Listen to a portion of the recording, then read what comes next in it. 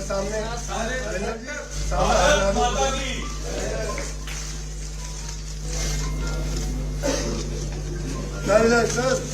Sir सामने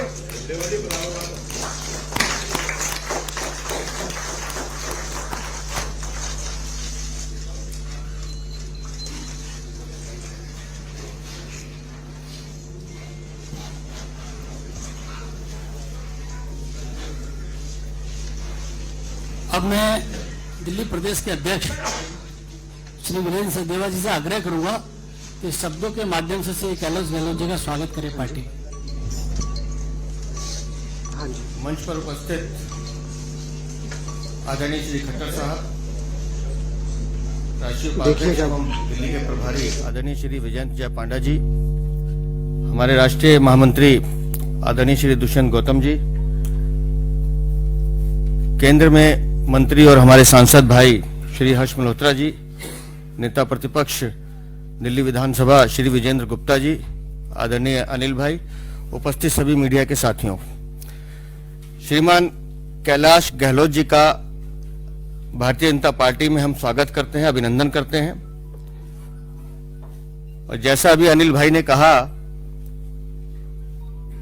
कैलाश जी 2 बार विधायक रहे, 2015 में पहली बार चुनाव जीता, 2017 से आप लगातार दिल्ली मंत्रिमंडल के महत्वपूर्ण सदस्यों में से एक रहे। पेशे से आप एडवोकेट हैं।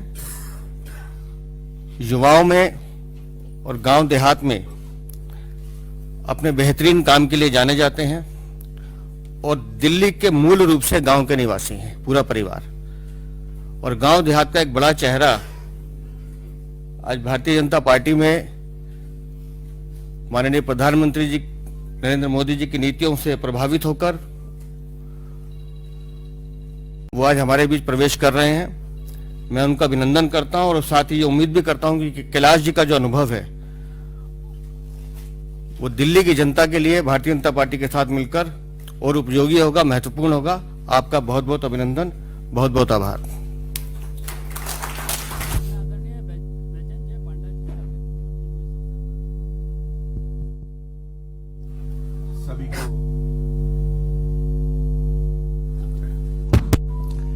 सभी को नमस्कार। आज आम आदमी पार्टी के एक बहुत बड़ा चेहरा माननीय कैलाश गहलोत जी हमारे परिवार में शामिल हुए हैं। इससे एक बात स्पष्ट होता है कि आम आदमी पार्टी में आत्मविश्वास टूट गया है। इसके कारण है क्योंकि लगातार 10 साल तक झूठे वादे देते रहते थे, काम नहीं किए हैं दिल्ली में, जिसकी बार वो काम के बारे बात ही नहीं करते हैं। यमुना के बारे इतने बार वादे दिए थे, पकड़े गए हैं। ऐसे बहुत सारे झूठे वादे हैं। और मोदी सरकार के विभिन्न योजनाएं जो दिल्ली को बहुत आगे बढ़ा सकते हैं, उसको रोक रखे हैं। एक बहुत बड़ा उदाहरण है आयुष्मान भारत, जो पृथ्वी के सबसे बड़ा स्वास्थ्य योजना, यहां लागू नहीं किए हैं। ऐसे बहुत सारे कारण हैं। अंत में मैं ये कहना चाहूंगा कि दिल्ली के जनता मन बना चुके हैं।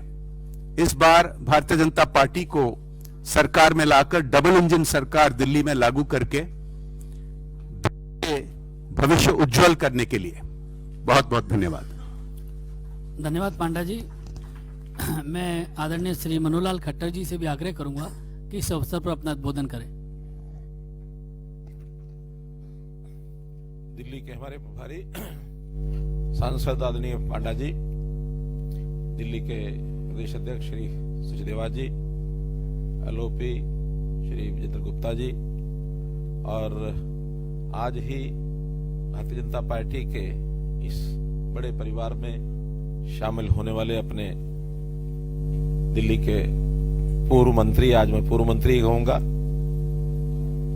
होम विभाग, होम डिपार्टमेंट और परिवहन मंत्रालय आप देख रहे थे, श्री कैलाश गहलोत जी। इस अवसर पर एक बहुत ही दिल्ली की राजनीति में कह सकता हूँ टर्निंग पॉइंट ये आज माना जाएगा कि एक दिल्ली में एक वरिष्ठ सरकार के मंत्री भारतीय जनता पार्टी में शामिल हुए हैं। मैं ये कह सकता हूं कि जब भी कोई व्यक्ति पहली बार राजनीतिक क्षेत्र में किसी पार्टी में ज्वाइन करता है तो सब पार्टियों का अपना बाह्य आवरण होता है, उसी को देख करके ही शायद ज्वाइन करता होगा। आप एक हाईकोर्ट में एक बहुत ही सुलझे हुए वकील के नाते से आपका पिछला इतिहास रहा है, तो आम आदमी पार्टी को देख करके ज्वाइन किया होगा। लेकिन जब कोई पार्टी, कोई राजनीतिक क्षेत्र में सक्रिय व्यक्ति हो जाता है तब वो आंतरिक व्यवस्थाओं की तुलना करता है। निश्चित रूप से आपने भारतीय जनता पार्टी की आंतरिक व्यवस्था, आम आदमी पार्टी की आंतरिक व्यवस्था, उसकी तुलना की होगी। और इससे पहले भी बहुत से लोग आम आदमी पार्टी छोड़ करके और भारतीय जनता पार्टी की ओर बढ़े हैं। आपने जो ये निर्णय लिया है, निश्चित रूप से देश के प्रधानमंत्री नरेंद्र मोदी जी की नीतियां, उनके काम करने का तरीका, भारतीय जनता पार्टी की विचारधारा, उसको देख करके यह निर्णय लिया होगा। आज आपने भारतीय जनता पार्टी ज्वाइन की है, मैं आपका भारत सरकार की ओर से तहे दिल से आपका स्वागत करता हूं। एक बात और, मुझे आनंद है इस बात का क्योंकि मैं मूल रूप से हरियाणा में ही 10 साल तक मुख्यमंत्री के नाते दायित्व निभाया, तो बहुत बार कैलाश जी गहलोत के बारे में उस समय सुनते ही थे। हरियाणा का बहुत एक निकट का संबंध इनका है। वैसे देखा जाए तो नजफगढ़ से आप विधायक हैं। नजफगढ़ ज्योग्राफिकली भले दिल्ली का हिस्सा है, लेकिन बाकी सब चीजों को लेकर के वो हरियाणा का हिस्सा है। तो हरियाणा के नाते से आपके जो संबंध वहां के हैं, उस नाते से आप अच्छी प्रकार से भारतीय जनता पार्टी को पिछले 10 साल में काम करने का तरीका समझा होगा। केंद्र में भी हमारी पार्टी जो चल रही है, इन सब बातों को ध्यान में रखते हुए आपका योगदान दिल्ली में अब जो चुनाव आ रहे हैं, निश्चित रूप से दिल्ली में हम भारतीय जनता पार्टी के नाते सरकार बनाएंगे, ये एक हमको पूरी उम्मीद जगी है कि इस नाते से हम आगे बढ़ेंगे। पुनः आपका बहुत बहुत स्वागत, बहुत बहुत धन्यवाद। आदरणीय श्री कैलाश गहलोत जी से मेरा आग्रह है कि यहाँ उपस्थित मीडिया के साथियों को संबोधित करें।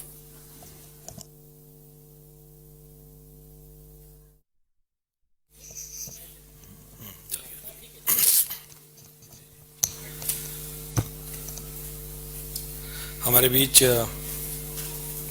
भारत सरकार में मंत्री खट्टर साहब, विजयेंद्र पांडा जी दिल्ली के प्रभारी, दुष्यंत गौतम जी, हर्ष मल्होत्रा जी, वीरेंद्र सचदेवा जी, विजेंद्र गुप्ता जी एलओपी, अनिल बलून जी, जितने भी यहाँ मीडिया बंधु उपस्थित हैं, मेरे साथ आए हुए जितने भी दोस्त और बुजुर्गगण हैं, सभी को प्रणाम।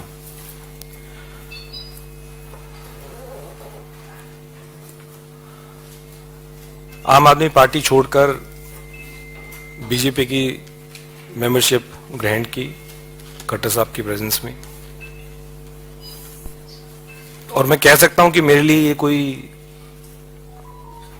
आसान कदम नहीं था।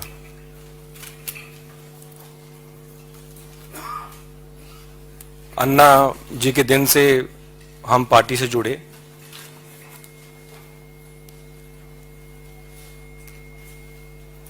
और लगातार दिल्ली वासियों के लिए काम करते आए, एज ए एमएलए भी और एज ए मिनिस्टर भी।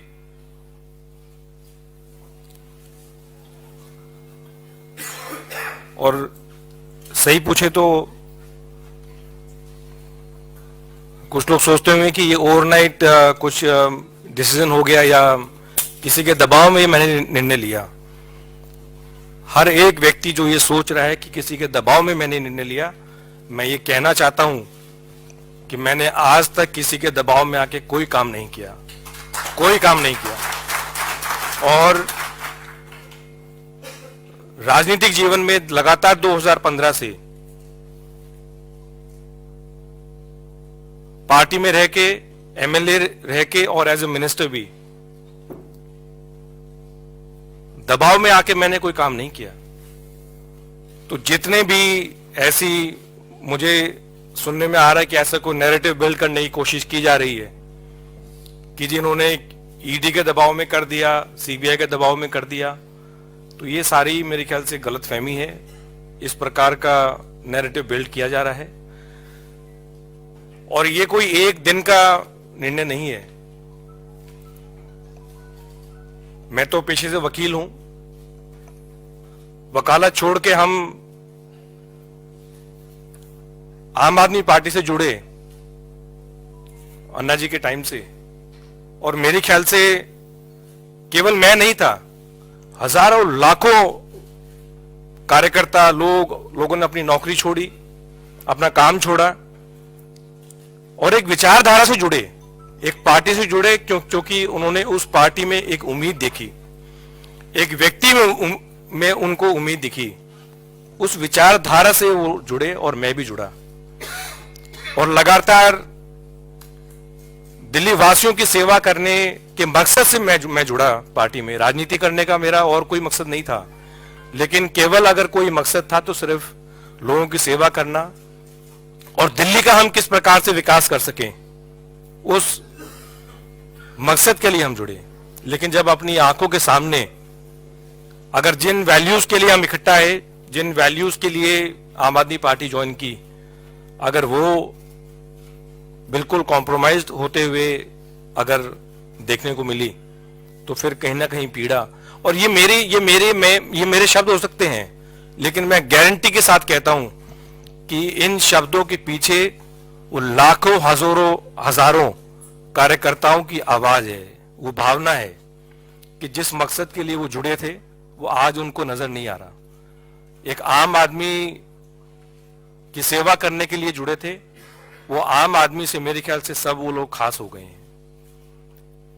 मैंने अपने पत्र के माध्यम से जो किन कारणों से मैं आम आदमी पार्टी छोड़ी, वो मैं उसके बारे में कुछ ज्यादा नहीं कहूंगा। मैंने अपने पत्रों के माध्यम से सारी चीजें लिख दी हैं,